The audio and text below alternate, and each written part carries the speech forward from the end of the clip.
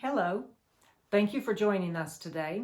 I'm Rockie Sue. My books can be found at rockysuebooks.com.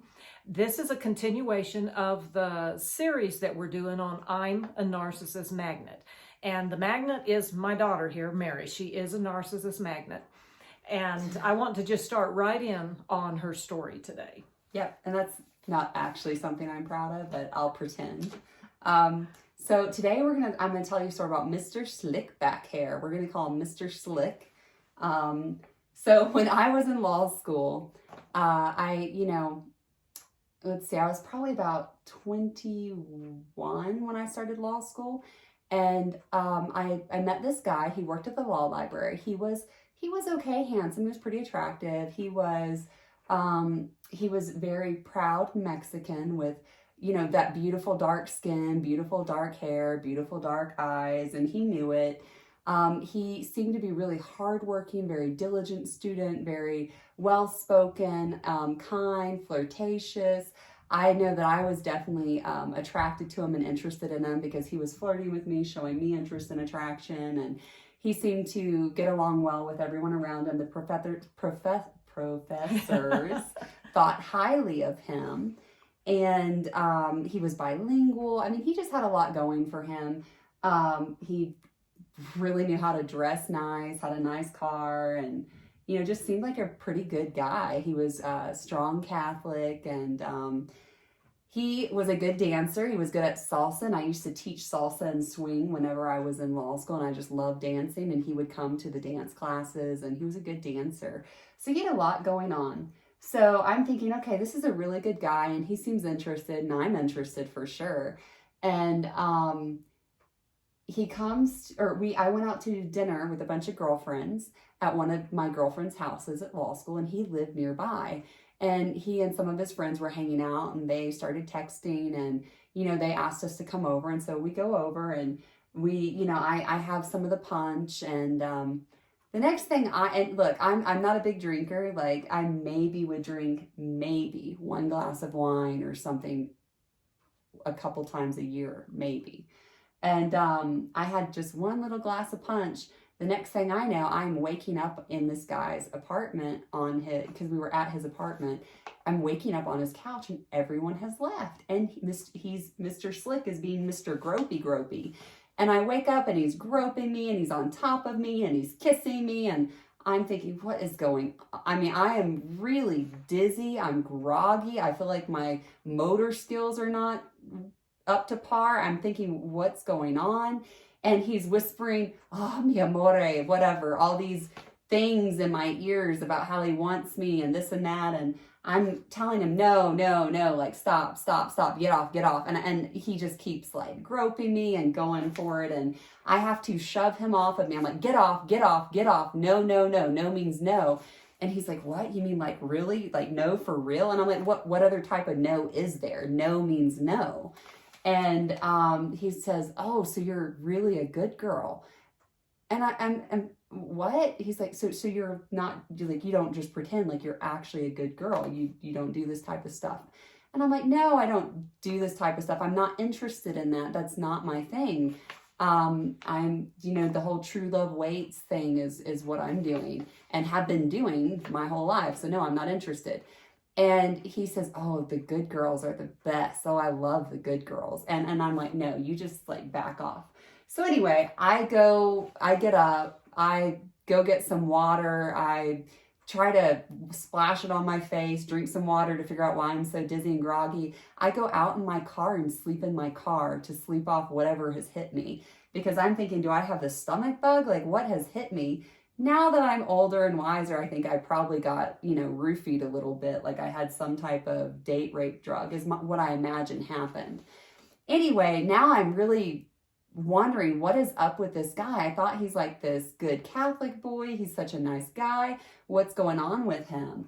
And there's more to come. Mr. Slick is more slick than I could have ever imagined. I find out that he has a pregnant wife in another state. Let me repeat that. Pregnant wife in another state. He's showing up, he starts showing up to dances with like a blonde girl on either arm. And, I find out he's sleeping around with anyone he can. And I overhear him talking to a friend at the law library, and he says, I will say or do anything to get into a girl's pants. I will tell her any lie. I will go I'd walk 10 miles barefoot. I will do whatever it takes to get a girl. And he said, and I really like the virgins and the good girls. So it was a game to him, and he felt no remorse. He felt no sorrow. He felt no guilt over lying, using, and mistreating women, over misleading them and getting what he wanted from them, and then, hurting them afterwards. And that, in my mind, is a typical narcissist. He has this portrayal of being this nice, perfect person. He's well put together, but in reality, he's a wolf in sheep's clothing. And he actually described himself as a dog. Dog is how he said. He said, I'm a dog. And I guess that was a way of bragging that he's a ladies' man. You mentioned to me that he would work for months to get a girl that was a good girl. Right. And then the day he got her, if he slept with her, he'd drop her, never talk to her again. I mean, that, and he hurt a lot of girls at the law school. And it turns out he had a videotape in his closet, like a video recorder. A recorder. And he would record himself with girls who didn't know they were being recorded.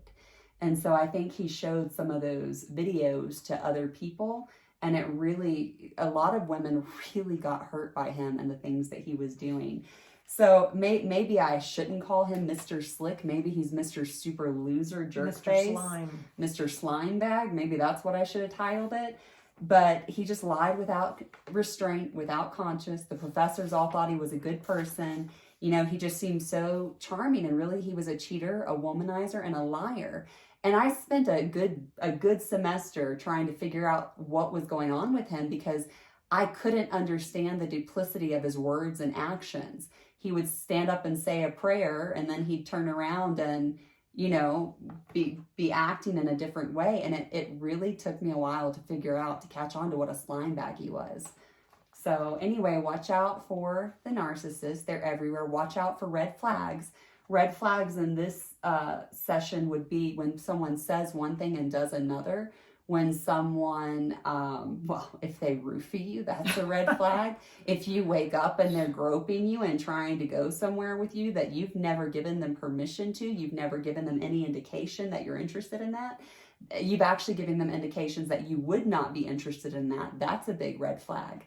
Someone shouldn't be touching your body when you're not awake and not in, like a committed or, a relationship where that's something that you consented to.